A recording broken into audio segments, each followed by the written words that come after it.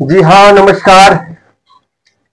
मैं अरुण कुमार आपके बीच हाजिर हो चुका हूं और जबरदस्त कहानी जो सोशल मीडिया चैनल के जरिए यानी कि यूट्यूब चैनल के जरिए आप लोगों के बीच अपनी अनुभव का रूप एक कहानी के रूप में आप लोगों के बीच लेकर हाजिर हो चुका हूं। कहानी का नाम है परिश्रम ही धन है।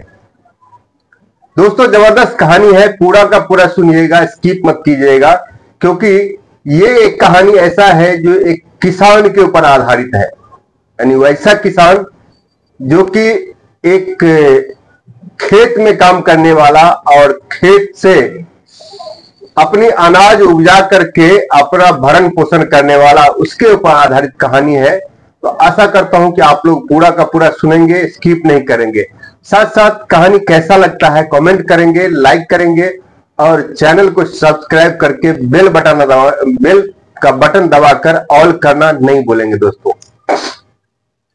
दोस्तों, परिश्रम ही धन है, ये किसान की कहानी है। बढ़ता हूं मैं इस कहानी के तरफ। यानी कि एक किसान जिसका 4 बेटा होता है और चारों जो होता है बहुत बड़ा सुस्त होता है, बहुत बड़ा लेजी होता है। यानी कि कोई भी काम अगर उससे कहा जाए तो बात बात में उस काम को टाल देगा, लेकिन वो काम नहीं करेगा। वैसा उस किसान का 4 बेटा रहता है। अपने बेटे अपने परिवार की भरण पोषण करने के लिए वो किसान दिन रात अपने खेतों में मेहनत मजदूरी करता है और उससे उगाया हुआ फसल, जो फसल उससे उगता है, उससे अपने परिवार का जीवन यापन करता है। धीरे धीरे समय जो है बीतता जाता है और वो किसान अपनी शरीर की स्थिति को समझता है कि आज न कल हमारी मौत होने वाली है। क्योंकि वो किसान जो है समय के साथ एक बीमारी से जो है ग्रस्त हो जाता है और उस बीमारी की सोच यानी मरने की सोच और साथ साथ अपने 4 बच्चों की आगे भविष्य की सोच को लेकर के वो किसान और भी परेशान रहता है। लेकिन वो अपने बेटों को समझाना नहीं छोड़ता है। कोशिश रखता है कि हमारे बेटे जो है हमारी बात को कब समझ ले, ताकि उसका आगे का जो भरण पोषण है वो खुद कर सके। मैं जानता हूं कि हमारी मौत बहुत जल्दी है, क्योंकि मैं ऐसे बीमारी का शिकार हो चुका हूं जिसका इलाज जो है गांव में नहीं है और मेरे पास उतनी जो है संपत्ति नहीं है, उतना पैसा नहीं है कि मैं शहर जाकर के इलाज करवा सकूं। तो किसान जो है अपने बेटे को, चारों बेटे को बराबर बुला बुला करके उसको जो है खुद के ऊपर यानी कि अपने आप के ऊपर निर्भर होने के लिए बार बार सलाह देता था। लेकिन अपनी बाप की बात यानी उस किसान की बात उस चारों बेटे ने लगातार टाल दिया करता था। समय के साथ साथ वो किसान बीमारी से जकड़ जाता है और उसकी मौत हो जाती है। लेकिन मरने से पहले अपने चारों बेटे को अपने पास बुला करके कहता है कि बेटे, हमने अपने जीवन में बहुत कमाया है और अपनी कमाई का कुछ धन जो है मैं अपने जमीन में गाड़ करके आया हूं। पता नहीं भविष्य में कब तुमको काम आ जाए। जब मैं मर जाऊं तो उसको खुदाई करके जो है तुम चारों अपना निकाल करके बांट लेना। चारों आपस में जो है बांट करके और अपना जीवन सुखी से बिताना। किसान इतना कहते कहते जो है किसान की सांस रुक जाती है और वो मर जाता है। दोस्तों, मरने के बाद उनका बेटा जो होता है अपने पिता यानी उस किसान का क्रियाकर्म करता है।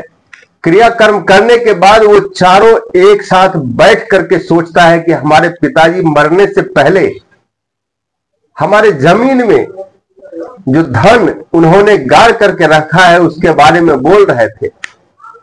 तो क्यों ना हम चारों मिलकर के अपनी जमीन की खुदाई करें। मौसम बिल्कुल सूखा सूखा सा था। चारों बेटे ने मिलकर के जितनी भी उनकी जमीन थी सबकी खुदाई कर दी। खुदाई करते करते जब पूरा खुदाई खत्म हो गया, सारा जमीन जितना भी उनका था सब जब खुद गया, तो भी उनको जो है यानी उससे किसान के बेटे के मन में जो है एक ऐसी भ्रम थी जो कि इस जमीन के अंदर हमारे पिताजी ने कुछ ऐसी संपत्ति छुपा के रखा है। लेकिन उसको यह पता नहीं था कि मेरे पिताजी जो चीज बोल करके गए हैं उसका मतलब क्या है, उसको इस बात का पता नहीं था।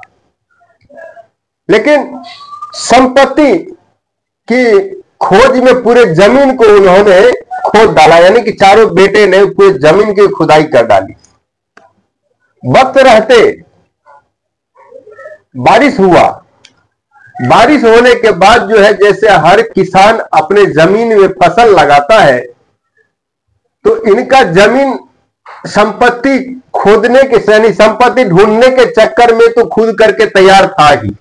बारिश हुआ, खेतों में पानी लगी, तो इन्होंने ये चारों ने मिलकर के ये सोचा कि चलो क्यों ना हम जो है इस जमीन में कोई फसल लगा देते हैं।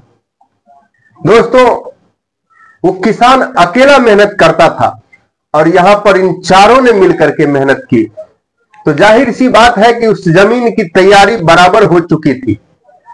जो एक अच्छे फसल की पैदावारी के लिए जो जमीन तैयार करना था वो तैयार हो चुका था।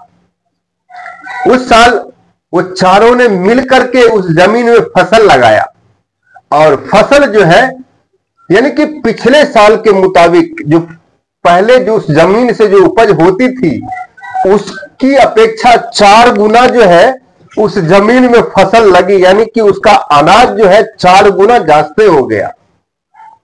जब चारों ने मिल करके पूरे फसल को तैयार करके एक साथ जमा किया और उसका जब वजन किया और पिछले साल का तुलना किया, तब जाकर के उसको समझ में आया। अपने भाई में बात किया कि हमारे पिताजी झूठ नहीं बोलते थे, हमारे जमीन में धन छुपा है और वो धन यही था। हम लोगों ने कुछ और भी सोच करके जमीन की खुदाई की, लेकिन हमारे पिताजी ने अच्छी बात कह रहे थे पहले भी, मरने से पहले, कि परिश्रम ही धन है। और इस चीज को हमारे पास नॉलेज नहीं था, लेकिन मरने से पहले एक संपत्ति की लालच हमको दे करके मरे। उस संपत्ति की खोज में हमने अपनी जमीन की खुदाई की, नतीजा जो है हमारे उस परिश्रम का धन जो है, उसकी संपत्ति जो है हमें आज हमारे सामने दिख रही है। तो दोस्तों, ये परिश्रम ही धन है। आपको कैसा लगा कहानी? प्लीज लाइक शेयर कमेंट करना नहीं भूलेंगे और कैसा लगता है कमेंट जरूर करेंगे। मिलता हूं एक और कहानी के साथ, और हम सबको याद रखना है कि किसान की मेहनत और परिश्रम जो है वही सबसे बड़ी उसकी संपत्ति और सबसे बड़ा धन है। उसी के बदौलत हम अगर शहर में रहते हैं तो उसी के द्वारा तैयार किया हुआ अनाज हमें मिलता है और हम उसे जो है शौक से खाते हैं। लेकिन बदकिस्मती ऐसी है कि हम उस किसान को सैल्यूट नहीं करते हैं। तो मैं उस किसान को सैल्यूट करता हूं जिसकी बदौलत हमारी, आपकी, हम सबकी पेट भरती है। मिलता हूं एक और वीडियो के साथ, तब तक के लिए जय हिंद दोस्तों।